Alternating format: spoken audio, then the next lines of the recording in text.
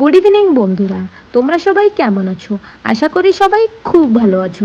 আমাদের এইখানে হালকা বৃষ্টি হয়েছে। এখন বাইরের ভিউটা দেখতে খুব সুন্দর লাগছে। আমাদের বাড়ির সামনে একটা ছোট্ট চিলড্রেন পার্ক আছে, চলো তোমাদের সাথে শেয়ার করি।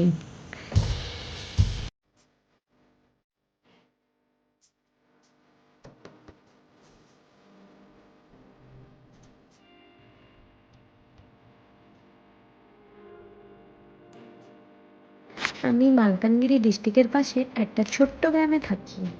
আমাদের বাড়ির সামনে পুকুরে অনেকটা জল ভর্তি হয়ে গেছে, দেখতে খুব সুন্দর লাগছে। আর পুকুর পাড়ে অনেক হলুদ হলুদ ফুল হয়েছে। এখন আমি টিউশন পড়াবো, তোমরা আমার সঙ্গে থাকো। এখন আমি মাঠে যাচ্ছি, আমার কাকাদের মাঠে কি কি আছে চলো তোমাদেরকে শেয়ার করব।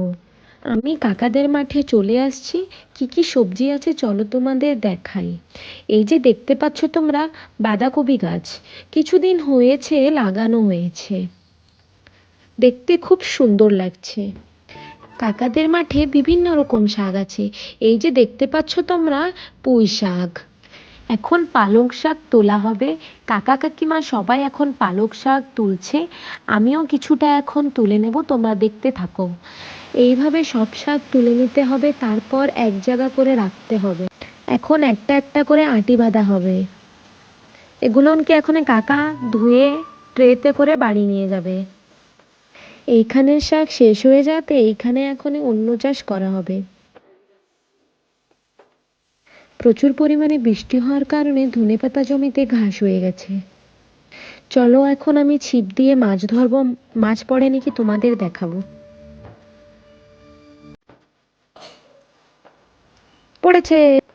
এই পুকুরে প্রচুর পরিমাণে তেলাপিয়া মাছে, আমি অনেকগুলো ধরে নিয়েছি, এখন এগুলো নিয়ে বাড়ি যাব। কে কে এই ফলের নাম জানো আমাকে কমেন্টে বলবা। আমার এই ফল খেতে খুব ভালো লাগে। বাঁধাকপি গাছে এখনই জল দেওয়া হবে, তার জন্য প্রসেসিং চলছে। সবাই ভালো থেকো, সুস্থ থেকো, দেখা হবে নেক্সট ভিডিওতে।